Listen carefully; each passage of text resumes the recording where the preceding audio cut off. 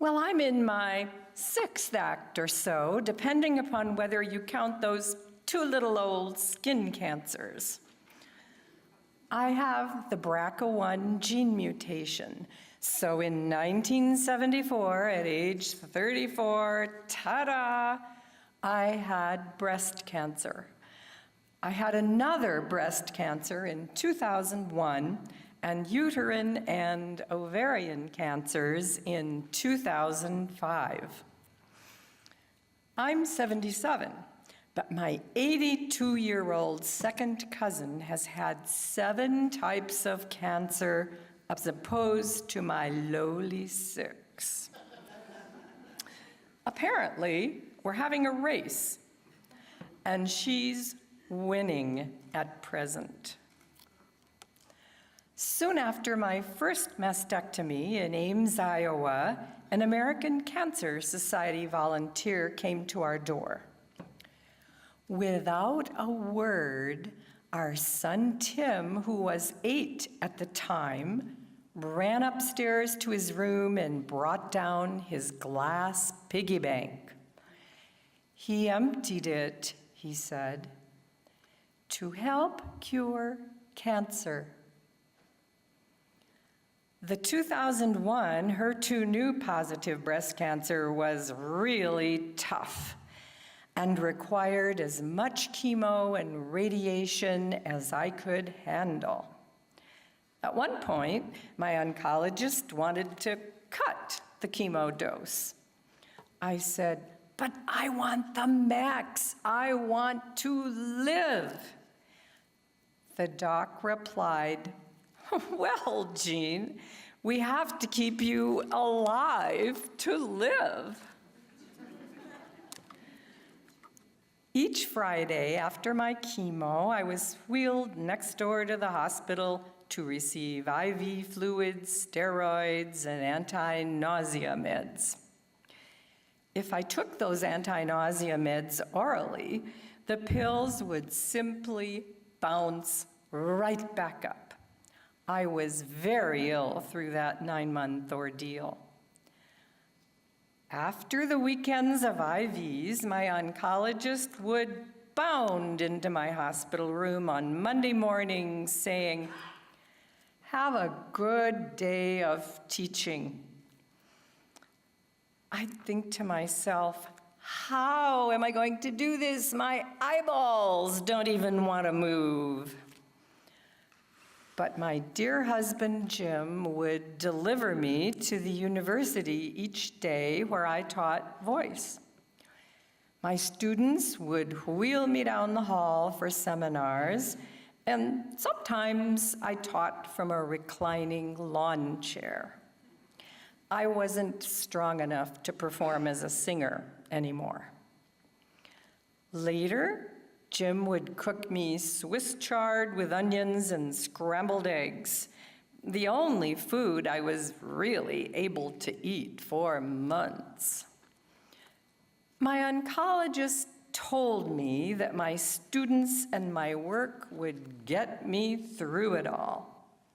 And he was right. Then, 35 radiations, big pieces of homemade maple fudge sustained me through the weight loss and the weakness. Nothing else tasted good. What else could I do? And just recently, I learned that during that tough breast cancer treatment, doctors had told my husband that I probably had only a year to live. His choice not to tell me at the time was wise, because he knew that I knew how serious that cancer was. And now I know why a minister brought me a book on dying gracefully. I chose to live gracefully, and in living, my second act was born. I've always loved to roam the great outdoors. I grew up on a farm, so was always wandering through the woods and along the creeks. Not surprisingly, going through treatment, my world became very small. So I'd read about faraway places. One of the places I virtually visited is described in Gary Nabhan's book, The Desert Smells Like Rain. The book describes the southern Arizona Tohono O'odham Native American culture and their sacred Babo-Kivari Peak. According to the tribe, their creator resides in a cave below the base of the mountain. The Tohono O'odham Nation considers the peak as the navel of the world, a place where the earth opened and the people emerged after the Great Flood.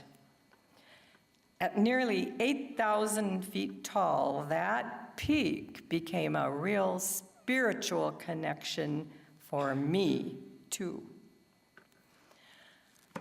And after I finished my treatment, I just happened to read of a one-week Sierra Club service trip near the foot of Babo-Kivari Peak. I'd have done just about anything to be near that mountain. So against my doc's advice, for the next 3 years, I volunteered for that trip. During the week, we lived in Brown Canyon near the peak on Buenos Aires National Wildlife Refuge.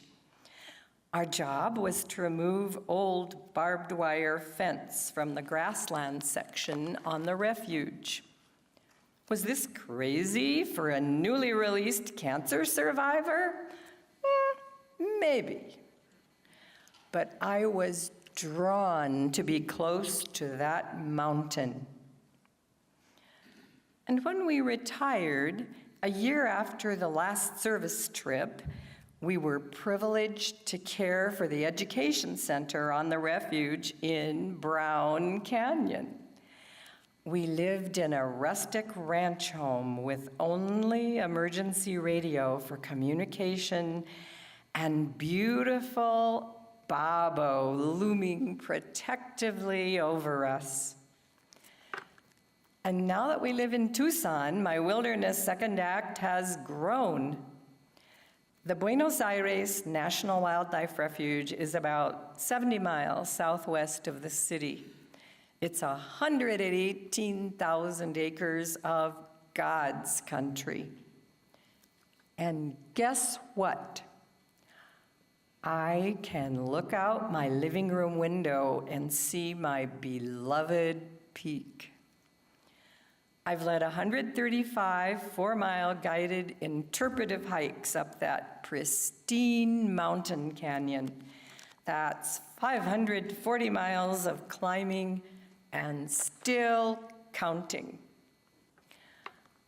You know, I was in a lovely box back in the Midwest. Great friends and long hours spent teaching and singing, which I loved.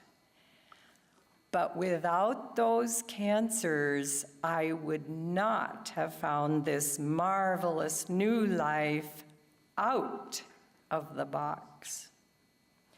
There was so much for me to learn here in a totally different environment. New cultures, new plants and critters, all calling the gorgeous Sonoran Desert home. I get to share that knowledge and love with everyone who joins me on my hikes. When I put on my hike leading uniform, I feel strong.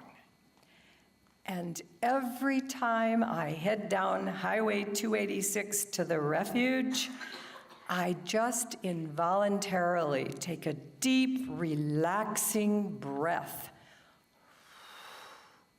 going into my other life. I invite you to join me. It's a wonderful life. Thank you.